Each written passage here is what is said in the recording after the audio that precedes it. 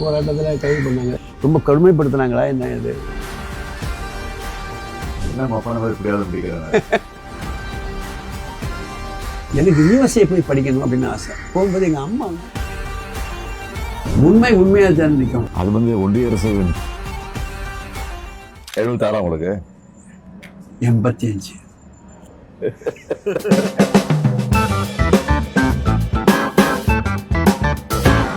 உங்களுக்கு இந்த பேர் வர்றதுக்கு என்ன காரணம்? என் பேர் நம்பி நாராயணன். ஆமாம், திருக்கன்குடி இருக்கிற கோவிலுக்கு பேர் நம்பி கோவில். சரிங்க.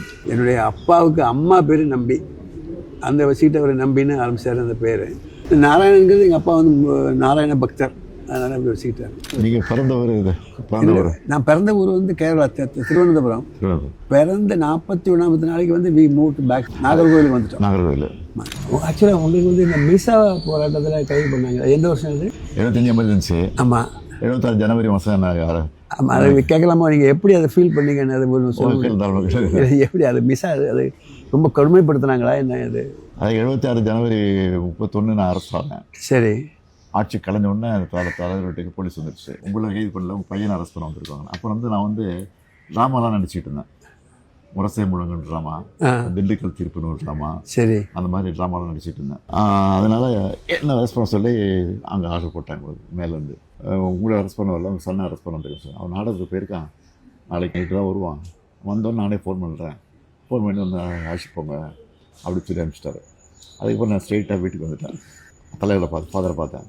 நான் அரெஸ்ட் பண்ண போலீஸ் வருது, நான் ஃபோன் பண்ணி சொல்ல போகிறேன் கமிஷனருக்கு, ரெடியாக வந்தார். உடனே பிடிச்சி வச்சு ரெடியாகி கிளம்பிட்டேன். எனக்கு ஃபஸ்ட்டு ஜெயிலில் தான். எப்போவுமே கைதிகளை வந்து சிறைக்கு வந்து நைட்டில் நடக்கக்கூடாது.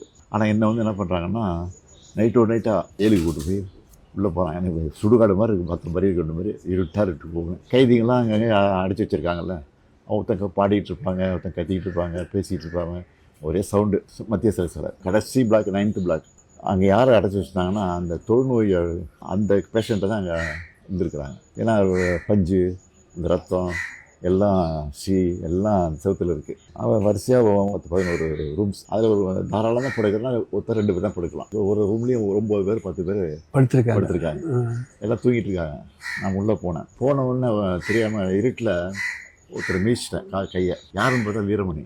ஓ, தம்பி முடிச்சாரு. ஏன்னா சாரிண்ணா நீங்கள் ஆமாம் வாவான்னு கூப்பிட்றாரு. அந்த சென்னை சிறைச்சாலை மருத்துவர் பொறுத்த வரைக்கும் என்னென்னா, வித்யாசாகர்னு ஒரு சூப்பரண்ட் இருக்காங்க. அந்த சூப்பரண்ட் வந்து பச்சைபாஸ் காலேஜ் ட்ரஸ்ட்டில் எலெக்ஷன் நிற்கிறாரு. அப்போ வந்து என்விஎன் சோமுன்னு நம்ம திமுகவில் அவர் நடராஜன் அவர் ஏற்றுன்னு ஜெயிச்சிட்டாரு. அதில் அவருக்கும் அது மிஸ்ஸா கைதிங்கிறது ஒரு நாளைக்கு 40 ரூபா 60 ரூபா செலவு பண்ணணும். ஒரு கைதிக்கும் ஃபேன் போட்டு கொடுக்கணும், பெட்டு கொடுக்கணும், கொசுவரை கொடுக்கணும், பேஸ்ட்டு கொடுக்கணும், ப்ரஷ்ஷு கொடுக்கணும், எல்லா ஃபெசிலிட்டியும் இருக்குது. ஆனால் எந்த வசதியும் கிடையாது. 9 பேர் வரிசையாக படுக்க வச்சுருக்காங்க. யூரினுக்கு ஒரு பானை, குடிதண்ணீருக்கு ஒரு பானை பக்கத்தில் இருக்கும். அந்த மாதிரி அது சிலத்தையும் யூரின் பாஸ் ஆகி ஃபுல்லாகி வழியும். ஏப்பா, 9 பேர் படுத்துருக்கோமே, 9 பேர் யூரின் போனதுலாம் என்ன வருது? டார்கெட்லாம் காலையில் தான் எழுச்சி போகணும். 2-3 டார்கெட்டாக இருக்கும். அது ஒரு 10 நிமிஷம் திறப்பாங்க. அதுக்குள்ளே அந்த 100 பேரும் போயிடணும். அந்த மாதிரிலாம் குடும்பம் இருந்துச்சு. நைட்டில் 8 மணிக்கு 3 மணிக்கு வருவாங்க. ஒரு 9 பேர் 10 பேர் வருவாங்க. அது ஆயுள் கைதி இருக்காங்களா அங்கே, அவங்கள வச்சு அடிக்க வைப்பாங்க. ஓப்பா, வரிசையாக 10 ரூம் இருக்குன்னு வச்சுங்களேன். 10ஆம் நம்பரில் கூப்பிட்டு அதில் 10 பேர் வருவாங்க. அடி எங்களுக்கு சத்தம் கேட்கும். நாங்கள் 1ஆம் நம்பரில் இருக்கோம். அப்போ எங்களுக்கு வர வரைக்கும் நாங்கள் பயந்துட்டு உட்காந்துருக்கணும். அடித்து முடிச்சாவிட்ட தெரிஞ்சிடும். எழுதி கொடுத்துரு, நான் கட்சி விட்டு விளைக்கிறேன் அப்படின்னு கேட்பாங்க. ஒரு 5-6 பேர் எழுதி கொடுத்துருக்காங்க. பயந்து அடி தாங்க முடியாமல். நாங்களாம் முடியாதுன்னு சொல்லிட்டோம். உயிரே போனாலும் நாங்கள் வந்து பண்ண முடியாதுன்னு சொல்லிட்டோம். மிஸ்ஸாங்கிறது மெயின்டெனன்ஸ் ஆஃப் இன்டர்னல் செக்யூரிட்டி. அது வந்து கோர்ட்டுக்கு போக முடியாது. இப்படி 4 மாதம் அப்படியே இருந்தோம். அதுக்கப்புறம் தலைவர் என்ன பண்ணார், ஜெயிலில் இருக்கிற எங்கள் குடும்பத்தெல்லாம் பார்க்கணும், கைதிகளை பார்க்கணும், அலோவ் பண்ணலைன்னா நாங்கள் ஜெயில் வாசல் வந்து உண்ணாவிரதம் போகிறோம் அப்படி தலைவர் அனௌன்ஸ் பண்ணிட்டார். பயந்து போய் என்ன பண்ணிட்டாங்க, இன்டர்வியூ கொடுத்தாங்க. ஃபஸ்ட்டு தலைவர் கொடுத்தாங்க. தலைவர் தான் பார்க்க மாட்டேன்ட்டார். கட்சிக்காரன் எவ்வளோ பேர் இருக்கான், என் பிள்ளைய எப்படி பார்க்க ஃபஸ்ட்டு பார்க்க மாட்டேன், அவங்களெல்லாம் அலோவ் பண்ண பிறகு நான் பார்க்குறேன் சொல்லிட்டேன். அப்புறம் எல்லாரும் பார்த்த பிறகு என்ன பார்த்தாரு. அப்போ கூட வரும்போது நான் என்ன பண்ணேன், ஃபுல் கேர் ஷர்ட் போட்டு காயம் உடம்புல காயம் இதெல்லாம் மிஸ்ஸாக இருந்ததெல்லாம் சொல்லலாம். அது சூப்பரண்டே சொல்லி அனுப்புகிறாரு. மேலே கூப்பிட்டு இந்த காயெல்லாம் காட்டக்கூடாது, ஃபுல் கேர் ஷர்ட்டை போட்டுருவாங்க அப்படின்னு சொல்லி ஃபுல் கேர் ஷர்ட்டை போட்டு சொன்னார். அப்போ தலைவர் வந்தோன்னே தலைவர் புரிஞ்சுக்கிட்டாரு. 1 வருஷம் கரெக்டாக 1 இயர் தான். 1 இயர் இவ்வளோ இருக்குதுங்க. ஆமாம், 1 இயர் தான். வெளியில் வந்த பிறகு நாங்கள்லாம் சேர்ந்து கம்ப்ளைண்ட் பண்ணி அப்புறம் இஸ்மாயில் கமிஷன் என்கொயரின்னு ஒன்று போட்டாங்க. அதில் போய் இதெல்லாம் நான் சொல்லியிருக்கேன், எல்லாம் பதிவாகிருக்கு. நான் 89 ஜெயிச்சு உள்ளே போகும்போது தலைவர் சிஎம்மாக இருக்காரு. அப்போ நான் இதெல்லாம் ரெக்கார்ட் பண்ணியிருக்கேன் அசம்பிளியில். இதே மாதிரி தான் ஒரு காரணம் இல்லாமல் ஒரு ஃபேப்ரிகேட்டட் கேஸில் அரெஸ்ட் பண்ணுறாங்க. நானும் அதே மாதிரி தான் கிட்டத்தட்ட அனுபவிச்சிருக்கேன். இதில் எப்படி இன்ட்ரெஸ்ட் உங்களுக்கு வந்தது? நீங்கள் படிக்கும் போதே வந்துருச்சா? படிக்கும்போது இன்ட்ரெஸ்ட் வர்றதுக்கு மெயின் காரணம் வந்து என்னென்னா, நான் வந்து வெரி பிரைட் ஸ்டூடெண்ட். எனக்கு வந்து இந்த ராக்கெட்ரிங்கிறது வந்து அப்போ வந்து எனக்கு வந்து தெரியும். ஆனால் அந்த ராக்கெட்ரி நம்ம பண்ணுவோம்னோ நம்ம முன்னேறும் அதெல்லாம் அதை பற்றின ஒரு ஐடியா கிடையாது. எனக்கு யூஎஸ்ஏ போய் படிக்கணும் அப்படின்னு ஆசை. அப்போ யூஎஸ்ஏக்கு அப்ளை பண்ணேன். பிரின்ஸ்டன்லேயும் அப்ளை பண்ணேன், கால்டெக்லையும் அப்ளை பண்ணேன். ரெண்டுலேயுமே அட்மிஷன் கிடச்சிது. வந்துருச்சு. போகும்போது எங்கள் அம்மா வந்து ஒரு ஹார்ட் பேஷண்ட். 6 days ஆர் நம்பர். டாக்டர் சொல்லிட்டாரு, எத்தனை நாள் ஆகும்னு சொல்ல முடியாது, நீ போன உடனே கூட அவள் செத்து போயிடலாம் அப்படின்னாரு. நான் பயந்து போய் உட்காந்துட்டேன். அந்த வருஷம் கட் பண்ணேன். அதுக்கு அடுத்த வருஷமும் கட் பண்ணேன். அடுத்த வருஷம் கட் பண்ணும்போது தான் எங்கள் அம்மாவுக்கு தெரியுது நான் வந்து வேணும்னே அவளுக்கு அப்படி இங்கே உட்காந்துருக்கேன் அப்படின்னு. அதுக்கப்புறம் அவங்க இறந்து போயிட்டாங்க 2-3 வருஷத்துக்கு பிறகு. நானும் அதுக்கடுத்து ஐஎஸ்ஆர்வில் ஜாயின் பண்ணி போயிட்டுருக்கேன். இன்ஜினியரிங் காலேஜில் படிக்கும்போதே நான் வந்து ஆடிட்டோரியல் கான்டெஸ்ட்டில் கலந்துருக்கேன். 63-64 காலகட்டத்தில் அண்ணா வந்து ஒரு ஜட்ஜாக இருக்கார். அப்படி தான் ஃபஸ்ட் டைம் நான் அண்ணாவை பார்க்குறது அங்கே வச்சு தான் பார்க்குறேன். அண்ணா பார்த்தது அப்போ? ஆமாம், அப்போ தான் பார்க்குறேன். அவங்க டேரெக்டாக இந்திய எதிர்ப்பு போராட்டம் நீங்களே போனீங்களா? இந்திய எதிர்ப்பு போராட்டத்தில் நாங்கள் ஆக்சுவலாக பயந்து போயிட்டோம். மதுக்கரையில் வந்து ஷூட்டிங் நடக்குது, கோயம்புத்தூர் மதுக்கரை. நாங்கள் தொடங்கினது வந்து மதுரையில். கோயம்புத்தூர் இது பண்ணி அது கையை மீறி போயிடுச்சு. நாங்கள் எதுலையுமே வன்முறையில் ஈடுபடுறவங்க நாங்கள் அதுக்கு போகவே இல்லை. நார்மல் வச்சு அவன் வந்து இவ்வளோ மாதிரி ஒரு சாதாரண துப்பாக்கி வச்சு ஷூட் பண்ண மாட்டான். அது எத்தனை பேர் இறந்தாங்க? ஆமாம், 300 பேருக்கு மேலே இருக்கும். ஆனால் வெளியில் சொன்னது வந்து 10 பேர், 22 பேர் சொன்னாங்க. இந்த மொழி வந்து நம்ம ரத்தத்தில் ஊறினது. இருக்கக்கூடிய தலைவர்களையே அதுக்காக வேண்டி பாடுபட்டு இருக்கிற ஆள் நீங்கள் ஒரு ஆள் தான். அண்ணா மீது வந்து உங்களை எப்படி பற்று வந்தது? ஒரே ஒரு காரணம் தான், அவருடைய பேச்சு திறன். நாகர்கோவிலில் வந்து திமுக மகாநாடு நடக்கு. மழை தண்ணி இது வரைக்கும் நிற்கும். அப்படியே நின்றுட்டு நாங்கள் பேச்சை கேட்குறோம். அது ஒரு மெஸ்மரைசிங் டாக். அப்படியே அந்த கூட்டம் அப்படியே நிற்கும். அவருடைய வார்த்தைகள்லாம் எண்ணப்பட்ட வார்த்தைகள். மிஸ்டர் அண்ணாதுரை ஒரு டேஸ் ஆர் நம்பர்ங்கிற போது, but my steps R measured number. Immediate.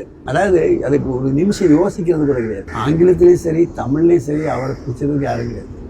ஏன் அவங்க கலைஞர் எடுத்தீங்க, அவருடைய பேச்சுமே வந்து அதுக்கு இதை எமோஷன் இருக்கும். ஒரு மாதிரி உறங்கிட்டு இருக்காம முழிச்சிருவான். திருக்குறளுக்கு உரை எழுதியிருக்காங்கல்ல, பரிமேலழகர் எழுதியிருக்காரு. அப்போ குறள் இவர் எழுதியிருக்கிறதுல தெய்வம் தொழால் கொழுநன் தொழுதழுவாள் பெய்யன பெய்யும் மழை. அந்த இன்டர்பிரிட்டேஷன் வந்து யாருமே சொல்லலை. அண்ணா கிட்ட நேரடியாக நீங்கள் பேசியிருக்கீங்களா? பேசியிருக்கேன், நான் பேசியிருக்கேன். என்ன எந்த விஷயம் பேசுறீங்க? என்ன ஞாபகம் இருக்கு உங்களுக்கு? 2-3 ஞாபகம் இருக்குது. எனக்கு அவருக்கு கனெக்ஷன் ஒன்றே ஒன்று. எனக்கும் தமிழ் பிடிக்கும், அவருக்கும் தமிழ் பிடிக்கும். அப்போ ஆக்சுவலாகவே அந்த சமயத்தில் வந்து தமிழுக்காக வேலை பார்க்கலாங்கிற அளவுக்கு நாங்கள் வந்துட்டோம். அப்போ அவர் சொன்னார், நீங்கள்லாம் முதல்ல நாட்டுக்கு பண்ணிக்க போங்க, இங்கே வராதிங்க. ஸ்கூலில் படிக்கும்போது இளைஞர் திமுகன்னு ஒரு மன்றம் வச்சுருந்தேன். அப்போ அவருக்கு மனைவிழா நடத்தணும்னு சொல்லி நான் பிளான் பண்ணுறேன். அப்போ அவர் வீட்டுக்கு போகிறேன். அவர் உடம்பு சரியில்லாத பார்க்க முடியாது அப்படின்ட்டாங்க. இது எப்படி அண்ணா மெசேஜ் போய் எதுக்கு வரலாம் வருஷம் அப்படின்ட்டாரு. அவருடைய காரை அனுப்பிச்சு வைக்கிறாரு. இன்னும் அந்த கார் நம்பரோட ஞாபகம் இருக்குது, 7007. அந்த கார் நம்பர் மஞ்சள் காரு. அந்த டிரைவர் பேர் சண்முகம். அந்த கார் வருது எனக்கு. இவ்வளோ ஞாபகம் எப்படி வச்சிருக்கீங்கன்னு எனக்கு அதிசயமா இருக்கு. எதுக்கு வந்தேன்னு கேட்டார். இந்த மாதிரி நாங்கள் ஒரு மன்றம் வச்சுருக்கோம், மனைவிழா நடத்த போகிறோம், நீங்கள் வரணும் அவசியம். சரி, அப்போ நான் சொல்கிறேன் அப்படின்னாரு. இல்லை நீங்கள் பேச சொல்கிறேங்க. என்ன அப்பா மாதிரி இப்படியாவது முடிக்கிறாங்க. இன்னொரு இது கூட உங்கள்கிட்ட ஷேர் பண்ணிக்கணும். மகேந்திரகிரி ப்ராஜெக்ட் எங்கள் அந்த இடத்துக்கு கொண்டு வர்றதுக்கு ஒரு மெயின் காரணம் வந்து நான் வந்து அதனுடைய சர்ச் கமிட்டி. எங்களுடைய திரவ எரிபொருள் திட்டம் வந்து அங்கே தான் இருக்குது, மகேந்திரகிரி.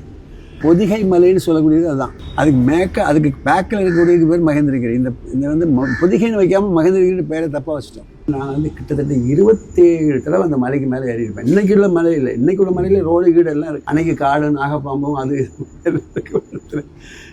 அந்த மாதிரி மலையில் ஏறி போயிருக்கோம். கீழடி பொருணையெல்லாம் பார்த்துருக்கேன். கீழடி ஆராய்ச்சி தான் சார். கீழடியை பற்றி எனக்கு வந்து ஒரு கருத்து இருக்குது. கீழடி பற்றி இல்லை, பொருணையை பற்றி ஒரு கருத்து இருக்குது. அது வந்து ஒன்றிய அரசு கோஆபரேட் பண்ணாங்க, நல்லா வரும். உண்மையாக தான் நிற்கும். நம்முடைய சங்க இலக்கியங்கள்ல இதனுடைய சான்றுகள் இருக்குது. பூம்புகார் நம்ம வந்து கடல் ஆராய்ச்சி காவிரி பண்ணணும். அது கலைஞர் இருக்கும்போது பண்ணார். அதுக்கப்புறம் வந்து ஏன் உண்மை பண்ணலைன்னு எனக்கு தெரியல. இப்போ அது கவர்மெண்ட் மாறுறதுனால அப்படியே விட்டாங்க. அதை நீங்கள் பண்ணீங்கன்னா ரொம்ப நல்லா இருக்கும். பண்ண ஆரம்பிச்சாங்க. ஆமாம், உங்களை மாத்திரம் தான் நம்பி இருக்காது, வேற ஒன்றுமே இல்லை. இப்போ வந்து காலை உணவு நீங்கள் கொடுக்குறீங்களா, இது one of the fantastic suggestion. இப்போ என்ன அடிப்படை தேவை நமக்கு? மக்களை வந்து ஓரளவுக்கு அறிவு கொண்டு வரணும், எஜுகேஷன் கொண்டு வரணும். இப்படி காமராஜுக்கு வந்து மதிய உணவு திட்டம் பேர் கொடுத்ததோ கரெக்ட். அது மாதிரி திராவிட மாடல் அரசுக்கு வந்து காலை உணவு திட்டம் வந்து கரெக்ட் பேர் கிடைக்கிறது. ஆமாம். விண்வெளி தழும்புகள் எனக்கு ஏற்பட்ட துன்பம் வாழ்க்கை சரித்திரம் கூட தமிழ் டிரான்ஸ்லேஷன் மாதிரியே இருக்காது. உண்மையிலேயே தமிழ் எழுதுன மாதிரி இருக்கும். முடிஞ்சால் நீங்கள் வாசிச்சு பாருங்கள். டெஃபினட்டாக கையெழுத்து தமிழ்லேயே போட்டு அனுப்பி. நன்றி மகிழ்ச்சி. இது வந்து என்னோடது. உங்கள் ஃபோட்டோகிராஃபி தீபரவட்டம் தோட்டாதரணி தெரியுது. அவர் தான் இது பண்ணார். One of the best art directors.